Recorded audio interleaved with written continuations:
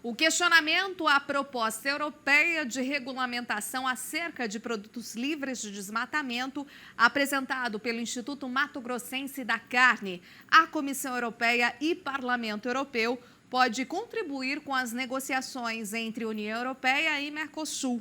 Vamos falar ao vivo com o diretor técnico do Instituto Mato Grossense da Carne, Bruno Andrade.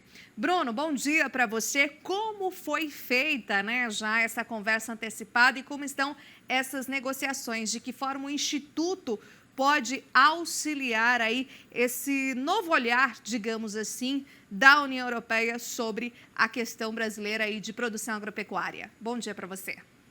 Bom dia, Renata.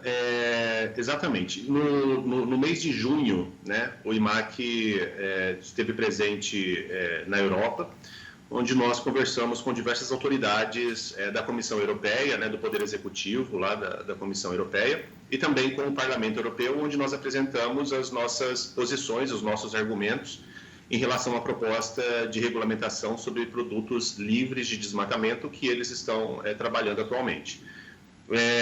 Acontece que a proposta, a principal crítica que foi feita em relação à proposta é que a questão do desmatamento para eles não considera a legalidade da conversão que o produtor rural tem direito aqui no Brasil, aqui no estado de Mato Grosso. Então, para eles, desmatamento é visto de uma forma geral, sem considerar a aplicação do Código Florestal aqui no Brasil, aqui no estado de Mato Grosso.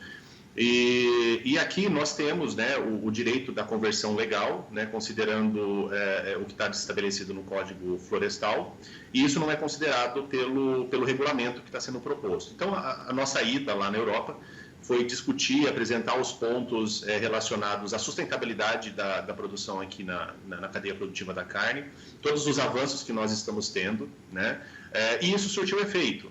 A gente teve aí a publicação de um documento em meados de 27 de junho, onde foram feitas algumas considerações sobre o regulamento pela própria Comissão Europeia, onde alguns pontos que nós colocamos, principalmente aqueles relacionados aos pequenos produtores, que terão uma maior dificuldade para se adequar, algumas considerações foram feitas nesse documento, que agora vai ser apreciado pelo Parlamento Europeu em meados de setembro, 12 ou 13 de setembro desse ano ainda.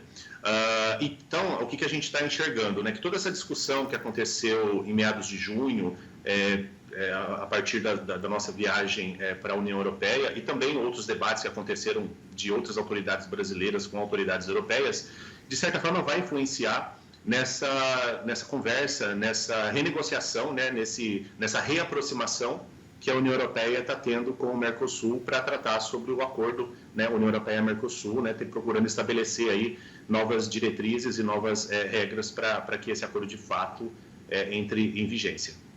Exatamente, Bruno. Você falou então já de um avanço importante ali em setembro, por exemplo. Então, vocês já trabalham com uma expectativa não de redução de exigência, mas de melhor alinhamento entre Mercosul e o que acontece com a produção agropecuária brasileira e União Europeia, Qual que é, digamos assim, o que vocês têm observado nesses bastidores? Exatamente, Renata. O grande cerne da discussão não é que eles reduzam as exigências que eles possuem para que possam comprar um produto nosso, Como clientes, a União Europeia tem todo o direito de exigir qualquer tipo de situação, de critérios, Obviamente que baseado na legalidade daquilo que nós estamos fazendo aqui no Brasil, aqui no estado de Mato Grosso. E, obviamente, para aqueles critérios, aquelas exigências que estejam acima da legislação brasileira, que também é de direito da União Europeia solicitar, a gente pede que, para que isso aconteça, exista uma participação maior deles no mercado, Exista o retorno ao produtor e à indústria frigorífica de todas essas ações que estão acima da legislação brasileira. O Brasil tem plena capacidade de oferecer produtos sustentáveis para a comunidade europeia, obedecendo a legislação brasileira e fazendo muito mais do que a legislação brasileira obriga, Só que para que a gente faça esse a mais, esse plus, é necessário que a União Europeia seja participativa, ela participe do nosso mercado, ela crie condições comerciais e negociais que sejam favoráveis a ambas as partes, né? E até então, né, dentro desse processo dessa proposta de regulamentação que eles estão fazendo, não existe nada disso. É claro que a gente sabe que o setor privado acaba se ajeitando, mas não existe qualquer sinalização até então de que a União Europeia está pensando em trabalhar todo esse processo de melhoria das relações comerciais. É simplesmente, né, considerando o regulamento que foi proposto, é um bloqueio que se coloca, né, àqueles produtores, aquelas indústrias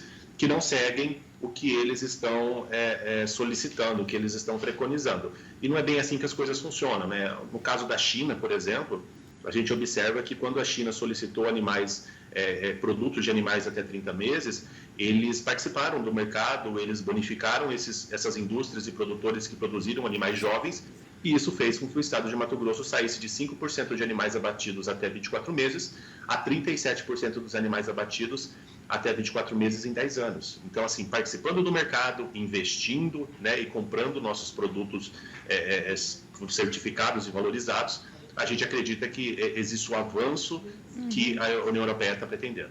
Perfeito, Bruno. Muito obrigada, viu, por sua participação e análise aqui na nossa edição de hoje. A gente volta a se falar aí no decorrer, ao longo aí dessas próximas discussões. Espero aí o contato de vocês também em breve. Obrigada, viu? Um ótimo dia.